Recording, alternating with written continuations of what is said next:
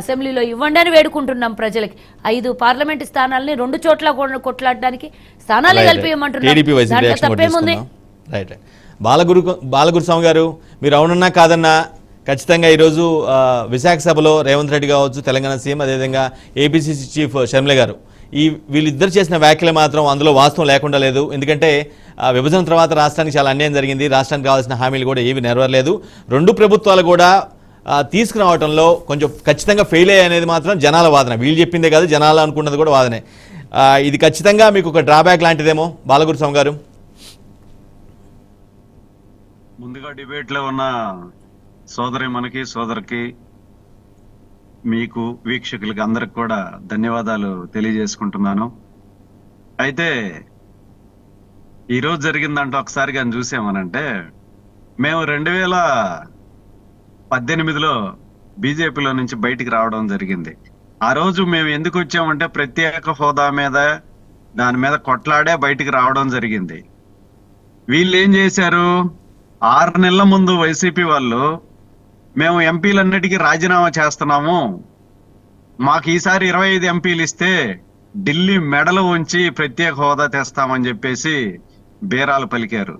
కానీ ఈరోజు వాళ్ళు 5 సంవత్సరాల అధికారంలో ఉంటే 2018లో రాజీనామా చేశారు కదా ఎంపీలు అందరూ, ఈసారి ఎందుకు చేయలేదు, ఆ ప్రయత్నం ఎందుకు చేయలేదు అని చెప్పి మేము ప్రశ్నిస్తా ఉన్నాం. వీళ్ళు ఢిల్లీకి పోయారు అని అంటే వీళ్ళ పర్సనల్ ఇష్యూస్ మీద మాట్లాడుకోవడం తప్పితే ప్రత్యేకంగా బాలగురుస్వామి గారు, నేను మీరెందుకు చేయలేకపోయారని అడిగాను. నేను వాళ్ళ గురించి వాళ్ళని అడుగుతాను కానీ, బట్ మీరు మీ సమాధానం చెప్పకుండా వాళ్ళని ఎలిగేట్ చేస్తూ ఉన్నారు. అది కరెక్ట్ కాదు కదా. ఎందుకు చేయలేకపోయారు, మీరు ఎందుకు మళ్ళీ ఇప్పుడు ఒక్కటవుతున్నారు, పోనీ ఇప్పుడు ఒక్కటవుతున్నారు, ఇప్పుడైనా ఇవ్వబోతున్నారా, ఇప్పుడైనా ఇస్తారా అలాంటివి హామీలు రాష్ట్రానికి రావాల్సినవి? దానికి సమాధానం చెప్పండి ప్లీజ్. ఖచ్చితంగా చంద్రబాబు నాయుడు గారు ఆ కమిట్మెంట్ తోటే పొత్తులోకి వెళ్ళటం అనేది 100% జరుగుతుంది. ఎందుకనంటే కమిట్మెంట్ లేకుండా ఒకసారి ప్రత్యేక హోదా మీద డిఫర్ అయి బయటకు వచ్చాం కాబట్టి మళ్ళా ఆంధ్రప్రదేశ్ కి వాళ్ళు అధికారంలోకి వస్తే ఏమిస్తారు అనేది బాబు క్లారిటీ తీసుకున్న తర్వాతే వాళ్ళతోటి ముందుకెళ్ళటం జరుగుతుంది తప్పితే కాదని చెప్పి ముందుకెళ్లే పరిస్థితులు ఉండవు. 100% ఖచ్చితంగా విశాఖ స్టీల్ ని ఎట్టి పరిస్థితుల్లో అమ్మనేవం, అది ప్రైవేటు పరం కానివ్వం. దాంట్లో కూడా చాలా క్లియర్ గా క్లారిటీగా ఉంది మా పార్టీ, మా అధినాయకులు. ప్లస్ విభజన జరిగిన తర్వాత ఆంధ్రప్రదేశ్ కి ఏవైతే రావాలో వాటి మీద డిఫర్ అయి బయటికి రావడం జరిగింది. ఈసారి 100%. లాస్ట్ టైం మాకు ఏమి ఇవ్వలేదో, ఏం కావాలనేది ముందు చూపు ఉన్న వ్యక్తిగా, విజనరీ ఉన్న నాయకుడు కాబట్టి 100% ఆ కమిట్మెంట్ తీసుకొనే ముందుకెళ్తున్నాడు అనేది. బాలగురుస్వామి గారు, మీరెంత చెప్పినా, మీరు ఎంత రిక్వెస్ట్ చేసినా ప్రత్యేక హోదా అయితే అయిపోయిన అధ్యాయం, పూర్తయిన అంకం అని చాలా బలంగా చెప్పారు. ఇప్పుడు కూడా బీజేపీ అదే స్టాండ్లో ఉన్నట్టున్నారు. మేబీ అది కాకుండా వేరే ఏమన్నా ఇస్తారేమో తప్పించి హోదా అయితే మర్చిపోయిన అంకమేమో, అంతేనా? ఖచ్చితంగా. ఎందుకనంటే హోదాకి మించిన ప్యాకేజీ తీసుకురావడంలో కానీ, ఆంధ్రాని డెవలప్మెంట్ చేయడంలో కానీ ఆ కమిట్మెంట్ తోటే వాళ్ళతోటి 100% ముందుకెళ్తాడు. దాంట్లో అయితే ఎలాంటి డౌట్ లేదు. సో హోదా అయితే తెచ్చే పరిస్థితి లేదంటారు, ప్రత్యేక హోదా అయితే వచ్చే పరిస్థితి లేదు, నో డౌట్. అందులో నేను ఒక క్వశ్చన్ వేస్తాను సోదరా. మీరు ఇందాక అన్నారు కదా, ఆ వాగ్దానం జరిగిన తర్వాతనే, ఆ విధమైనటువంటి డిస్కషన్ జరిగిన తర్వాతనే పొత్తులు పెట్టుకున్నామన్నారు కదా.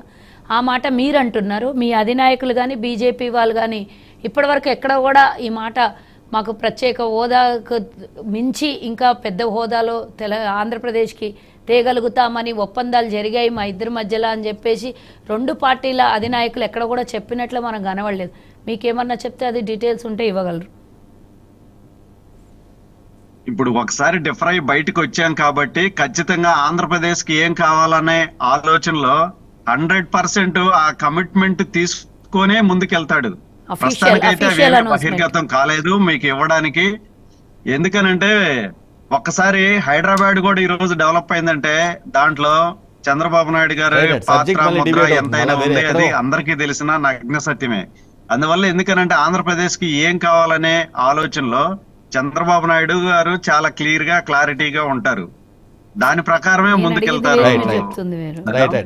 నాగార్జున రెడ్డి గారు, వైసీపీ నుంచి నాగార్జున రెడ్డి గారు సిద్ధంగా ఉన్నారు. నాగార్జున రెడ్డి గారు, మీరు అవునన్నా కాదన్నా మీరు కూడా ఖచ్చితంగా ఫెయిల్ అయ్యారు. ఎందుకంటే మీరు చాలా బలంగా చెప్పారు, మమ్మల్ని గెలిపిస్తే తీసుకొస్తాం, పోరాడతాం, మెడలు వంచేస్తామని అన్నారు. కానీ అది రాలేదు. ఎందుకంటే ఏపీ రాజకీయం మొత్తం కూడా దాని చుట్టూనే తిరిగింది.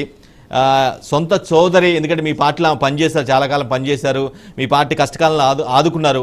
అటువంటి వ్యక్తే ఈరోజు చాలా బ్లేటెంట్గా డైరెక్ట్గా కామెంట్స్ చేస్తూ ఉంది. ఇందులో వాస్తవం లేదా? అక్కడ ఉన్న వారికి మీకు అందరికీ నమస్కారాలు. వాస్తవంగా చెప్పాలంటే ఆ రోజు కాంగ్రెస్ పార్టీ దేశ చరిత్రలోనే పార్లమెంటులో అది ఒక చెరగని ముద్ర వేసింది. వాకిళ్ళు కిటికీలు మూసి చీకటిలో ఆ రాష్ట్ర విభజనకు ఎటువంటి దానికి ఒక చట్టాన్ని తీసుకురాకుండా, ప్రత్యేక హోదా చట్టాన్ని అమలు చేయకుండా వాళ్ళు విడగొట్టడం అనేది కాంగ్రెస్ పార్టీ చేసింది. కాబట్టి ఈ రోజు కాంగ్రెస్ పార్టీ ఈ రాష్ట్రంలో నామరూపం లేకుండా పోయింది. జగన్మోహన్ రెడ్డి గారు ప్రత్యేక హోదా విషయంలో ఎన్నో సందర్భాలు, ఈ పొద్దున కూడా చెప్తున్నా, మన మీద ఆధారపడితే రాజీనామా చేసినా కూడా దానికి ఉంటుంది. పూర్తి స్థాయిలో వాళ్ళ బీజేపీ పార్టీ పూర్తి స్థాయిలో అధికారంలోకి వచ్చింది కాబట్టేసే మనము దాని మీద డిమాండ్లు చేస్తున్నాం. పార్లమెంట్ లో మా పార్లమెంటు సభ్యులు మాట్లాడుతున్నారు.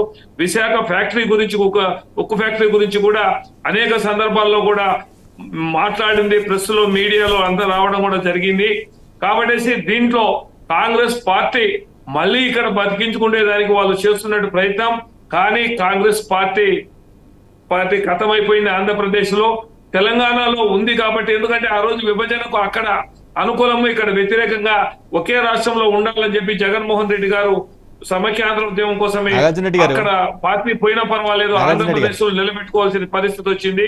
మరి మిత్రులు మన బీజేపీ నాయకులు మాట్లాడుతున్నారు, 14 నుంచి 19 వరకు ఆ బీజేపీ పార్టీలో మంత్రులుగా పనిచేశారు. ప్రత్యేక హోదా అంటే మన సంజీవన అని చెప్పారు, ప్రత్యేక ప్యాకేజీ తెస్తామని చెప్పారు, ఢిల్లీకి ఫ్లైట్లు వేసుకొని పోయినారు. ఇవన్నీ నాగార్జున రెడ్డి గారు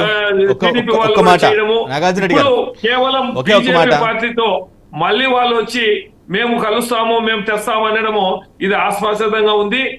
కాబట్టి దీని మీద ఏదన్నా మళ్ళీ బీజేపీకి పూర్తి స్థాయిలో రాకుండా వైఎస్ఆర్సీపీ పార్టీలో ఉన్న మెజారిటీ సీట్లు మా మీద ఆధారపడితే అది ఖచ్చితంగా రేపు మెడలు వంచి బీజేపీ పార్టీకి తీసుకొచ్చే పరిస్థితి ఉంటుంది. కాబట్టి మరి కాంగ్రెస్ అధికారంలోకి వచ్చేది ఇక్కడ లేదు, కేంద్రంలో రాదు అనేది స్పష్టంగా ఏ సర్వేలు కూడా చెప్తా ఉన్నాయి. కాబట్టి పాదయాత్రలో ఇప్పుడు ఉండే రాష్ట్రాల్లో అధికారంలో ఉంది. కాబట్టి బీజేపీ కేంద్రంలో అధికారంలోకి వస్తుందని తెలియబట్టే ఈ రోజు చంద్రబాబు నాయుడు గారు వాళ్ళతో మమేకమై మళ్ళీ ఇది 3వసారి పొత్తు బీజేపీతో. వాజ్పేయి గారు ఉన్నప్పుడు ఒకసారి, నరేంద్ర మోడీ గారు గతంలో ఒకసారి, ఇప్పుడు ఒకసారి మళ్ళీ విడిపోవడము కలుసుకోవడం వాళ్ళ రాజకీయ ప్రయోజనాలు చేస్తున్నారే తప్ప రాష్ట్ర ప్రయోజనాలు కాదనేది ఈ రోజు జనం అందరికి కూడా తెలుస్తా ఉంది. షర్మిలమ్మ మాట్లాడుతున్నట్టే షర్మిలమ్మను కేవలం ఒక రాజకీయ పావుగా ఉపయోగించుకుంటున్నారే తప్ప ఆమెను కాదు. ఎందుకంటే ఆమె జగనన్న ఉన్నప్పుడు కాంగ్రెస్ పార్టీని ఏ విధంగా మాట్లాడింది, తెలుగుదేశం పార్టీని ఏ విధంగా మాట్లాడింది మనకు అందరికీ తెలుసు.